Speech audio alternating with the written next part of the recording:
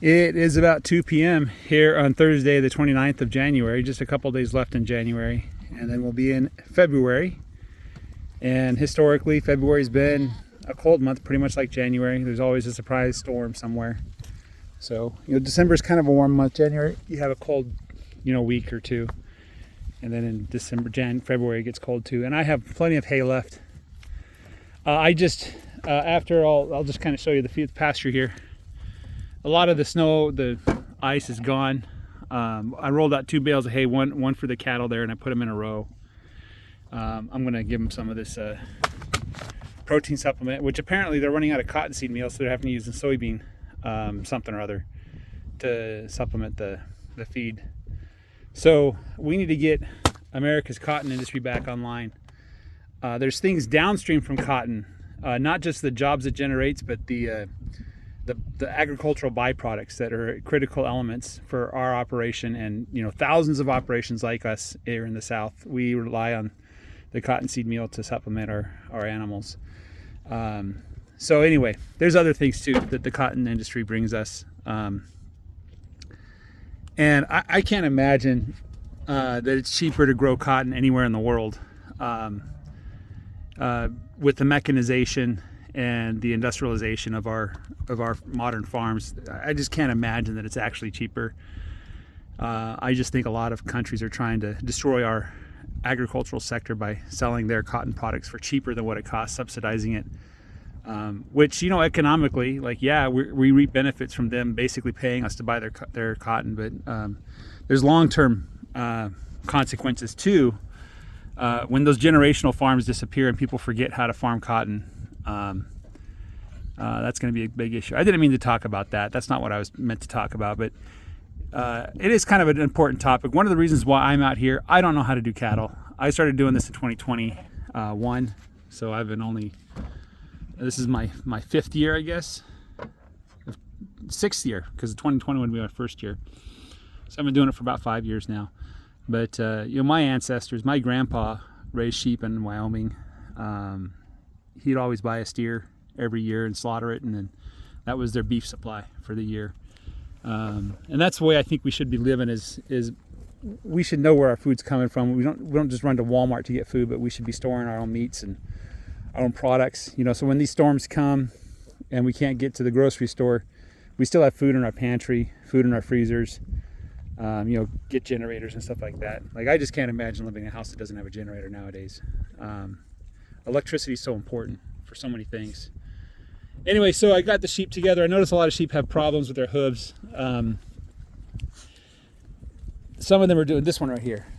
This one has a lot of problems with her hooves. If I could catch her, I'd trim up those front hooves, spray them down with the copper sulfate. It's just been a really dry winter so far, and I think the moisture is getting in their foot. It's going to cause a lot of problems if I don't get to them quick. So I'll probably schedule some time to do that sooner rather than later. But anyway, if you're wondering, I lost quite a few sheep with this cold. I lost 2 the first day it got cold. I lost a couple lambs. I think a couple lambs were born and I lost a couple. And I don't know the exact number. It's hard to tell. And then there's another sheep that I think died a couple days ago. It was the one that had bottle jaw.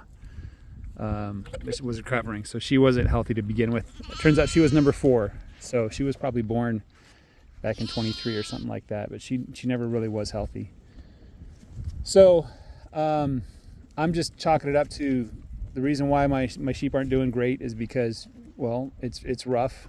I haven't figured out that's what this protein block is for, is giving the sheep some protein supplement there. This block doesn't seem to cause problems in the animals. Other protein supplements I've tried that weren't designed for sheep did cause problems.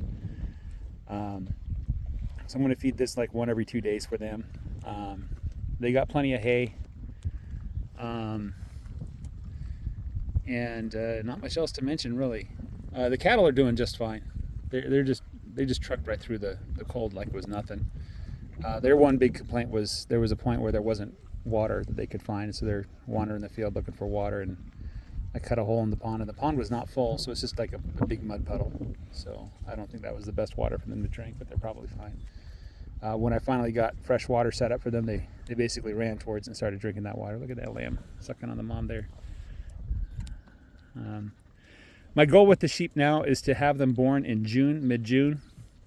That's why the rams are on them right now. That's one of the rams. I want them born in mid-June. I'm going to target once a year reproduction. Get that colostrum when they're lambs. Hopefully that will give them the optimal chance of getting strong and healthy. Continue with the natural culling. The operation that I'm running here, where I do rotational grazing with them, I don't pin them up every day. I can't grab the sheep. Like even with these hooves, I have to pin her up to get her, and I think it's worth it to pin her up to get those hooves trimmed.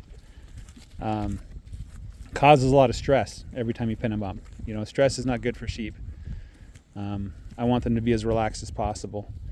When my sheep operation grows, I plan on getting one of those mobile pin systems, so I can just set up a pin, like I just set up a pin like here or something, and then just run them through the pin when I move them each time, so they get used to it.